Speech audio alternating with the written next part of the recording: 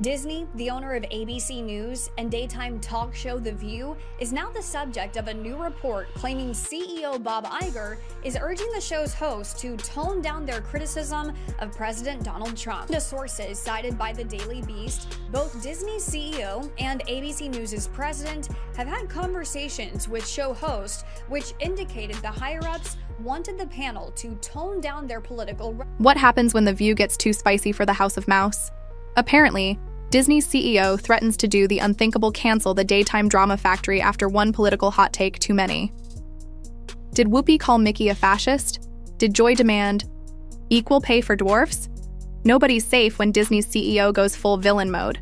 Grab your popcorn. This isn't a fairy tale, it's a corporate showdown with more drama than a telenovela in Fantasyland. On to the reports that the Disney CEO and as well as the ABC News boss have told the hosts of The View to dial down the anti-Trump commentary on their program. Kinsey, calling it anti-Trump commentary barely covers it. It's unhinged hate and hyperbole day in and day out. And I'm sure it won't surprise you to know that there has been some pushback from the host. Now, Trump, continuing his battle with the media, is in mediation right now with Paramount Global over a $20 billion lawsuit regarding CBS News' 60 Minutes interview with Kamal. So now Disney's CEO is apparently ready to pull the plug on The View? Yes, that charming little daytime circus where opinions go to die under a relentless avalanche of anti-Trump screeches. Imagine the boardroom scene. Executives furrowing their brows, calculating how many millions in ad revenue are flushed down the drain every time the show goes off the rails. Piece of The View got really bad news. Apparently the head of Disney, the CEO of Disney, the man or the company who actually owns ABC, it's the parent company of ABC where The View is hosted, he's tired of the anti-Trump stuff. You know, it seems to me that their show basically is just focused on nonstop attacks on Trump. And if you don't have Trump, what the hell are they going to do? What would that... Got the House of Mouse, the bastion of childhood nostalgia, suddenly tasked with playing babysitter to a grown-up tantrum factory. And not just any tantrum factory, the one that thinks Trump is the root of all evil, every single day, rain or shine, regardless of actual news or logic. Let's be honest. The View has long since stopped pretending to be a balanced talk show. Instead, it's a repetitive loop of high-decibel political theater, starring the same cast of outraged, perpetual victims who believe that shouting louder somehow translates to winning arguments. Interview: if daytime television were an Olympic sport, they'd sweep gold for synchronized eye-rolling and virtue signaling. But somewhere between the endless Trump rants and questionable fashion choices, Disney decided it's had enough of hosting a show that threatens to tarnish its squeaky clean, family-friendly brand. Bob Iger has dropped the hammer. He said, look, no more. You gotta tone it back. And apparently the hosts are fighting this. They want to be able to keep talking about Trump. And they won't even bring on Jake Tapper and Alex Thompson about their book on the Biden presidency. Why? Because they had Biden on last week. They're complicit in the cover-up. They don't want anybody on there that's going to say the truth about a Democrat. Come on. Can't have that on The View. The View is named The View and not The Views for a very specific reason. You get... How did we get here? The View was supposed to be a platform for diverse opinions, or so the infomercials would have you believe. Instead, it's become the equivalent of a political scream fest, with all the subtlety of a toddler discovering a drum set for the first time. The range of opinions? Narrower than a tightrope over Niagara Falls. The show's entire brand identity now hinges on an anti-Trump crusade so obsessive you'd think the man personally demolished Cinderella's castle with a tweet. Every episode inevitably circles back to the same tired script. Find something, anything remotely linked to Trump. Complain loudly, accuse dramatically, repeat. It's like watching a never-ending replay of a broken record, if that record was dedicated solely to whining about one man's presidency years after he left office. The depth of analysis? About as deep as a kiddie pool at a water park. But don't mistake that shallow pool for harmless fun. It's a toxic stew brewed from outrage, condescension, and a not-so-subtle hint of we're the good guys, you're all the bad guys. You have to read this thing. Oh, I've got a legal note. I do have a quick legal note. You gotta milk this cow. Yes, I have a legal note. Do you have a legal note again? Oh, I do. Wow, another one. So I have two legal notes. Ginny denied any conflict of interest between her activism and her husband's work on the Supreme Court. Well, she doesn't talk to him at night. That's my legal notes. But let me say this very quickly. Ginny Thomas has denied any conflict of interest between her activism and her husband's work. You got a legal note. legal I have note. a legal note. Trump denied Esper's claims about wanting to shoot protesters. I have a legal Straw that broke the mouse's back was reportedly a political rant so wild, so untethered from reality, even Disney's legendary patience couldn't stretch far enough to cover it. No, it wasn't a debate about Mickey's ears or who stole the last churro at the Magic Kingdom. It was a full-throttle, politically charged meltdown that probably made the executives question whether they accidentally greenlit a daytime version of a late-night political roast, only with none of the humor. You see, Disney has been doing a delicate balancing act lately, trying to stay woke enough to keep some audiences happy, but also keep the wallets of a billion-plus global fan base open. Not easy when your brand mascot is a cheerful mouse who's supposed to bring joy to kids, not headlines about political chaos. The Disney CEO has been caught in the crossfire of multiple PR nightmares, from controversial theme park policies to hot-button culture wars. And now, apparently, The View has become the newest public relations headache. It's hard to imagine the CEO's daily briefing. Okay, we've got another lawsuit over park policies, some backlash on social media about recent movie themes, and oh yeah, The View just screamed their way into a political scandal. Again. Want us to be respectful and do the things and talk about the stuff we talk about. We can do all of that. But when you are blatantly giving the country the middle finger, that is blatant. You're not supposed to do that. You're not supposed to take the plane. Don't you think when he lets these white Africans in and claims that's giving the middle finger to the black community? Corporate exec probably sighed so hard, the nearest glass of artisanal water rattled. It's one thing to handle Spider-Man's web, quite another to untangle a live broadcast where the discussion sounds like a WWE SmackDown, except with more insults and fewer punches. What's truly fascinating here is how The View manages to alienate nearly everyone, except for a shrinking, fiercely loyal fan base who love the drama and the shouting. Advertisers, on the other hand, tend to get nervous when the show's headlines read like a political minefield. Nobody wants their brand associated with endless political bickering, especially when half the country feels like the show is a personal insult delivered at full volume. Ratings. Yeah, they're slipping. Advertisers? Pulling back. Disney? Watching those numbers and wondering if they accidentally bought a ticket to a sinking ship instead of a talk show. This leads us to a corporate conundrum. How do you keep a show that's basically a 24/7 political rant under your umbrella when it risks damaging your reputation and bottom line? Canceling The View outright might seem like the obvious answer, but daytime TV is a complicated beast. It's a steady source of revenue, even if it's increasingly fraught with controversy.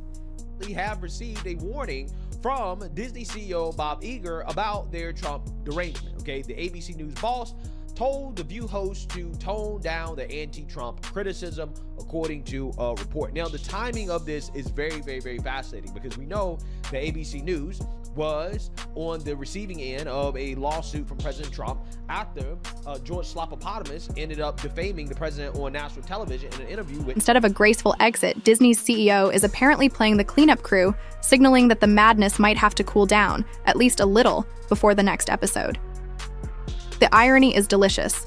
The same company that gave us enchanting princesses, space operas, and talking animals now faces the task of reining in a show that screams louder than a pack of hyenas in the Serengeti. Disney is a corporation built on magic and family fun, and yet it finds itself tangled in the daytime, equivalent of a Twitter political dumpster fire. Somewhere, Walt Disney himself might be scratching his head, wondering if this was the legacy he imagined, a giant mouse fighting battles against a political scream machine. What The View fails to realize is that their constant, unrelenting political grandstanding isn't empowering, it's exhausting. They've turned what could be a thoughtful conversation into a monotonous rally for outrage culture. And when your main selling point is, we hate Trump more than the other guy, you run out of steam pretty fast once the news cycle moves on, which it always does, whether The View likes it or not. If The View were a business school case study, it would be titled, How to Tank Your Credibility by Turning Every Broadcast into a Political Temper Tantrum. Forget lessons on innovation or audience engagement. This is a masterclass in what not to do when you have a captive daytime audience craving either enlightenment or at least decent conversation. Pull it down. That is Disney CEO Bob Iger's message to the hosts of The View, who are known for their hot takes and blunt criticism of the president and his administration. ABC parent company Disney is reportedly feeling the pressure from the president. That's according to the Daily Beast, that outlines a call with ABC's president and The View's executive producer. Iger told hosts Whoopi Goldberg, Joy Behar, Sonny Hostin, Anna Navarro, Sarah Haynes, and former Trump aide Alyssa Farah Griffin to cool it on the political. Instead, viewers are subjected to an endless loop of rage bait disguised as discussion, a chaotic mix of shouting matches and moral grandstanding that feels less like journalism and more like a toddler screaming for attention in an empty shopping mall. The only difference? At least toddlers eventually tire themselves out. Ironically, The View didn't rocket to success because of this drama-fueled formula. It's barely scraping by despite it. Ratings have more ups and downs than a roller coaster operated by a blindfolded conductor, and the fan base shrinks a little every time the hosts go nuclear on the latest political boogeyman. The show clings to relevance not by offering insight, but by cranking the volume and outrage to levels that would make a rock concert sound like a whisper. It's a desperate cry for eyeballs that, instead of drawing in new fans, tends to repel anyone who's not already a committed member of the outrage choir. You'd think the answer to staying relevant would be to get smarter, more nuanced, or, heaven forbid, a little less theatrical. But no. The View doubles down on the yelling and the hysteria. Watching it is like watching a toddler throw a tantrum because no one wants to buy them a lollipop. Not exactly the pinnacle of mature, thoughtful media, but hey, if blaring outrage is your thing, The View is your playground. As president and all of the ladies of The View, the hosts were told they needed to create a better balance of their show content, instead of it being heavily weighted on politics. According to the report sources, the ladies were told to try and focus more on celebrity appearances and lifestyle segments because ABC's president said those episodes performed well for the unlikely hero of this saga, the Disney CEO. Far from a political warrior, this is the guy who's supposed to be shepherding beloved franchises like Pixar, Marvel, and Star Wars through the ever-tricky waters of pop culture. Instead, he's stuck cleaning up the mess left by a daytime show that has turned every episode into a circus of screeches and sob stories. Imagine having to keep the magic alive for millions of kids, only to discover that your biggest headache is a show whose main content is a non-stop political meltdown. It's like hiring the world's best chef and then asking them to make grilled cheese for a pack of unruly toddlers. One can almost picture the internal memo flying around Disney's corporate halls. Less screaming about MAGA, more princesses and prophets. Or maybe, can we please get back to talking about fairy tales and superheroes instead of midlife crises disguised as political commentary? The absurdity of a CEO juggling the fate of galaxy-spanning sagas and cute talking toys while babysitting a daytime shouting match is a storyline all on its own, and probably worth a Disney Plus special. What's next for The View? Will Disney quietly phase it out like a bad theme park attraction no one wants to admit is broken? Will they rebrand it to something more honest, like The Screeching Hour, complete with flashing red lights and a sound meter measuring decibels of outrage? Or maybe the studio space will get a complete makeover and turn into a Star Wars ride, where you can finally escape the endless political noise for a few minutes of actual entertainment. Of The View reportedly told their bosses to take a hike. One source reportedly saying, quote, "This is what our audience wants. Isn't it going to look kind of bad if we're all of a sudden not talking about politics?" They ultimately decided they weren't having it with the, quote, "silly requests," and said they would just keep doing their thing. In response to the report, former co-host of the show, Meghan McCain, took to X, saying simply, "They will never." Canceling the show might actually be a savvy move. It could help Disney claw back some of the credibility it's losing every time The View turns into a public relations nightmare. Think of it like removing the one cursed animatronic that keeps breaking down on a beloved ride. Sure, it's painful at first, but the overall experience improves dramatically. After all, in the cutthroat world of corporate media, There's only so much absurdity a billion-dollar brand can tolerate before it starts hemorrhaging audience trust and advertiser dollars. Disney is known for creating magic, not mayhem. And The View has become the exact opposite. A cautionary tale wrapped in noise and outrage, a loudspeaker for division where nuance goes to die. The CEO's threat to cancel isn't a power play, it's damage control. Because when your empire is built on dreams and imagination, hosting a show that's basically a screaming match about politics isn't just a bad look. It's a business risk Disney can no longer afford to take. Meanwhile, Disney watches, calculating the cost of hosting this particular brand of chaos. Because at the end of the day, a corporation, even one as beloved as Disney, doesn't run on ideals. It runs on profits, image, and the occasional viral moment that doesn't get drowned in controversy. If The View continues to spiral, it won't be just another talk show with loud opinions. It'll be a cautionary tale of what happens when a show confuses noise for substance and When The View, a show that is basically coffee gossip and yelling about Trump, gets told by ABC executives, you've got to take down the Trump criticism a notch. According to multiple reports, ABC News presidents, this is going to be a tough one, Alman Karamedovic sat down with the co-hosts and said less Trump, more celebrities. Disney CEO Bob Iger reportedly backed it up as well. Disney owns. So, what's next? Will Disney yank the plug and usher The View quietly off the stage? Will they impose some kind of political content guidelines that feel like putting a muzzle on a particularly vocal parrot? Or will they double down, hoping the drama keeps viewers tuning in even as the rest of the world rolls their eyes? One thing's for sure. When the house that built Mickey Mouse is ready to call out a daytime talk show for bad behavior, it's not just a bump in the ratings, it's a full-blown corporate crisis. Picture the boardroom executives nervously sipping coffee, scrolling through clips of The View's latest meltdown, and wondering if, maybe just maybe, it's time to retire the yelling and replace it with something a little less catastrophic. Because there's only so much chaos a billion-dollar empire can afford before the magic starts to fade. In the meantime, The View continues doing what it does best, providing endless material for late-night comedians, becoming a punchline for political observers, and pushing the limits of what daytime TV should be.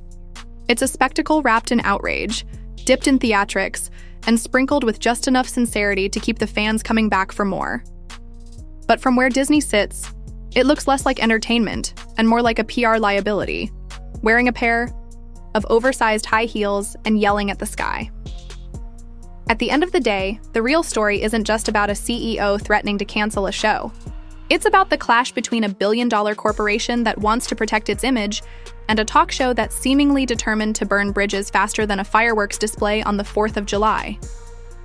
Somewhere between the screaming, the politics, and the corporate memos, the whole thing becomes a perfect storm of ridiculousness that only the internet could love. If Disney does follow through, and we all know billion-dollar companies don't throw around threats lightly, it might be the end of an era, or at the very least, the beginning of a much-needed timeout for The View.